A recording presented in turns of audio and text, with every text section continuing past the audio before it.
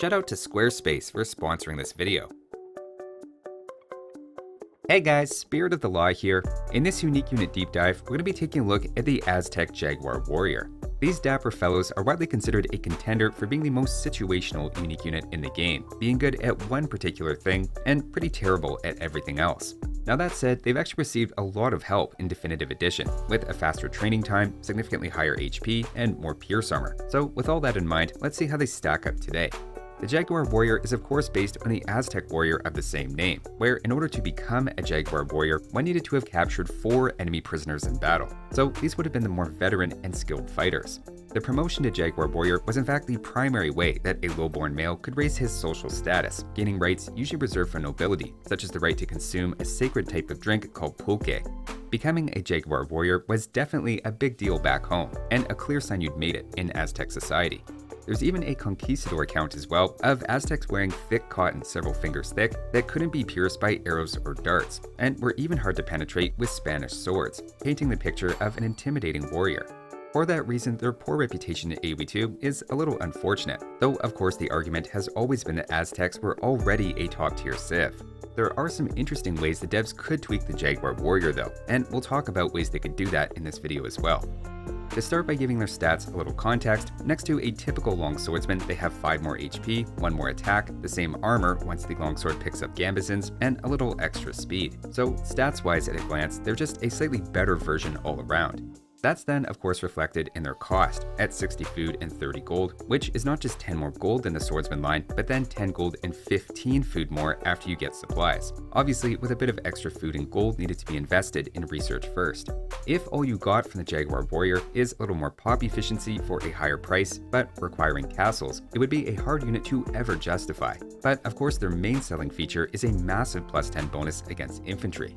They also have a small bonus against buildings and a little extra against eagles as well, but the fact they have the same bonus damage as a hand cannoneer against infantry with every attack makes this their clear specialty.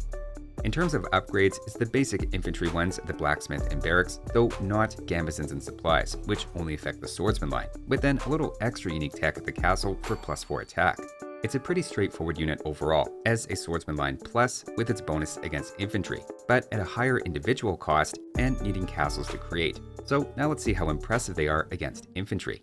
To start off against the swordsman line head-to-head, this is the perfect example of where they thrive, and situationally can be a great unit. Even here with balanced resources against top-tier Japanese longswords, the Jaguar Warriors do some serious work, ending up with close to half their HP left.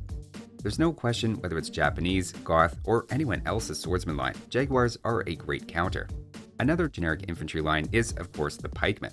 I have no idea why someone would be spamming pikemen against a civilization like Aztecs who lack cavalry, but assuming they did or misclicked, Jaguar Warriors would sort that out pretty quickly, with a balanced fight leading to about 80% of their HP left.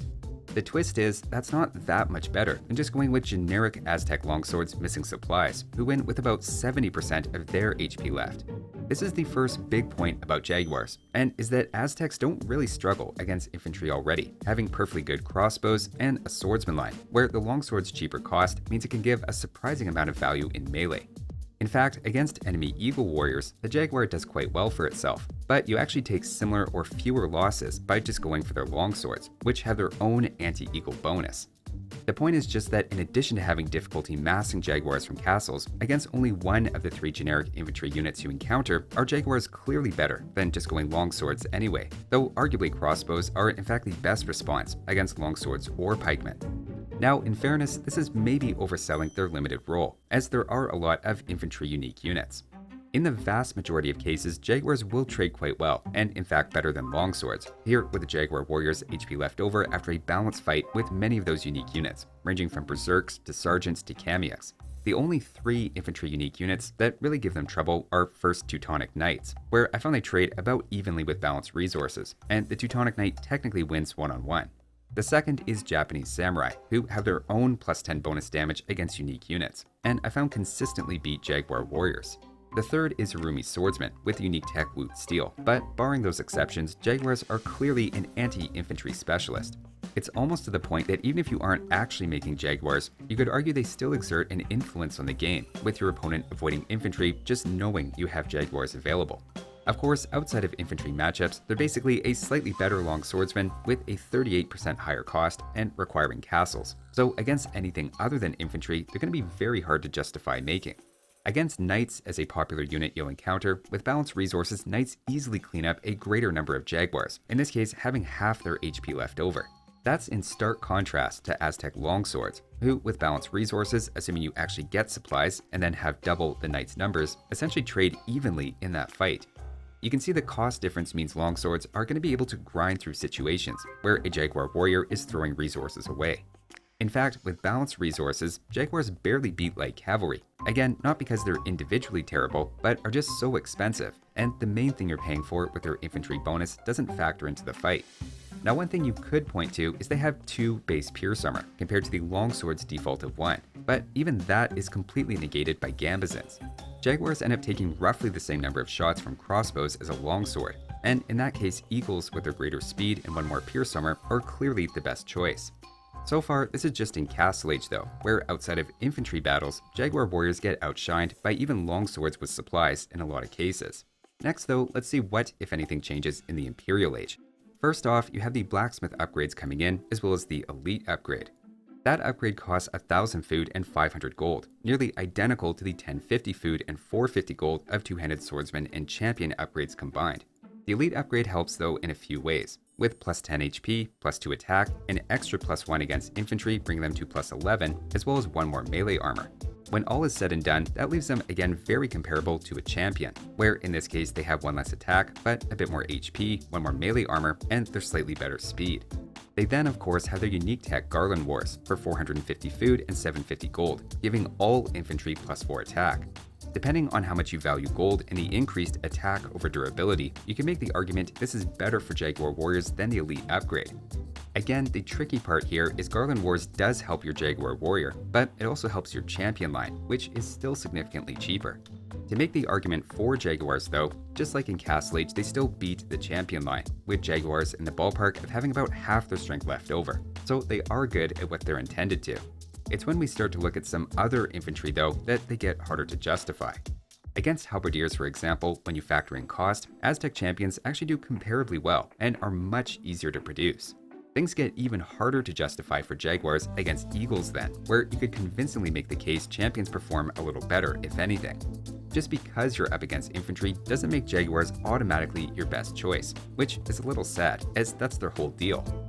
Similar to Castle Age as well, they're not especially good against cavalry, roughly on par with generic cavaliers.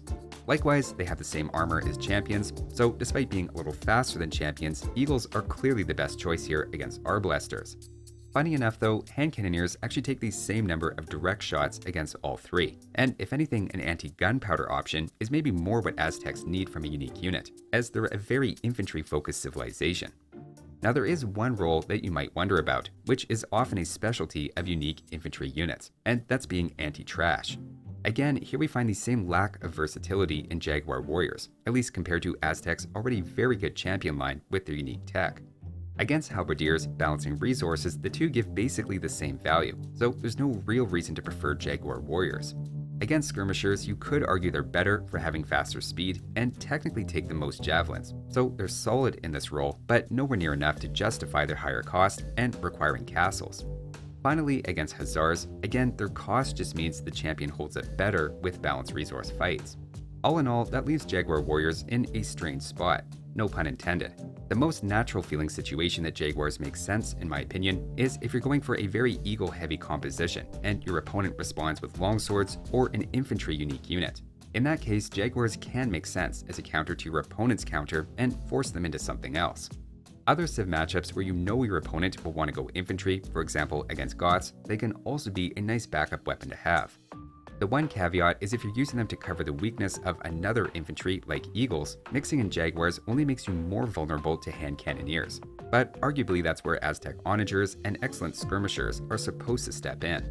All of this does seem to lead to the question though of whether or not Jaguar Warriors should get a buff. Looking at the recent stats, Aztecs are right at the bottom online and have been ranking pretty low for a number of patches now. That also doesn't seem to really improve at higher ratings, and even at 1900 ELO and up, the top 1% of players, Aztecs on Arabia are the third worst over the last several months.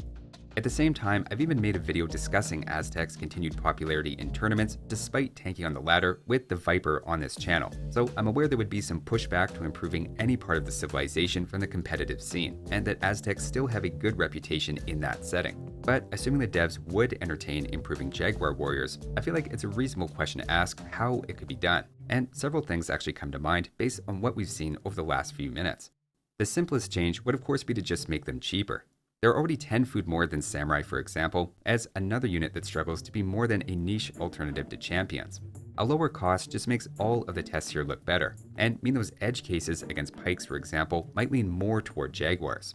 Similarly, the creation time could also be shortened to match the Samurai, and make massing the unit significantly easier. Even with the Aztec's faster creation bonus helping Jaguar Warriors, they're noticeably slower to create for no obvious reason, and either or both of those changes can make the unit better in a safe and inoffensive way.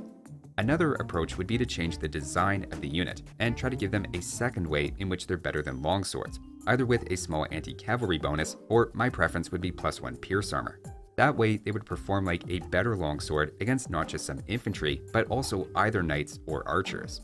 They don't have to be better at everything, but giving worse value than longswords against both of the most popular types of units online is unquestionably a factor in Jaguars not being made very often. Remember, there's historical first-hand accounts to point to that non-gunpowder projectiles and even swords were relatively ineffective against Aztec soldiers and impressed the Spanish, so it has some easy justification. Third, and probably my vote, would be first a creation time reduction, but then a speed boost for the unit. At the moment, Jaguars move at the same speed as pikemen, but are slower than the fast infantry like Huskarls or Berserks. Giving them even a 5 or 10% speed boost would put them in that faster tier, and would make them feel much more natural to pair with Eagles.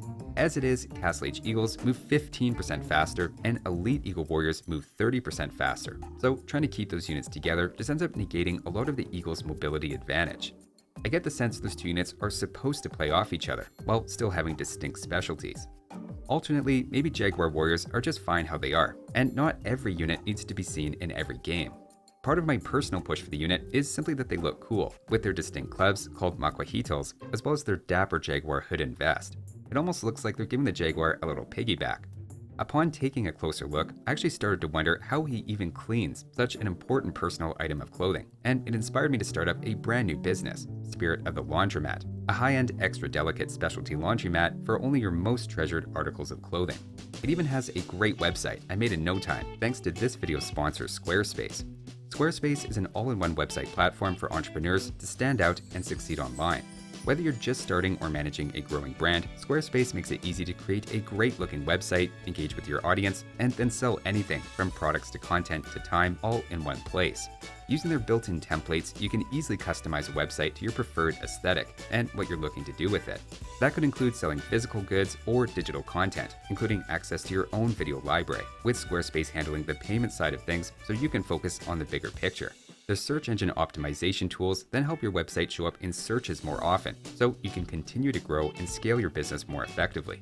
Go to squarespace.com for a free trial, and when you're ready to launch, go to squarespace.com/spiritofthelaw to save 10% off your first purchase of a website or domain.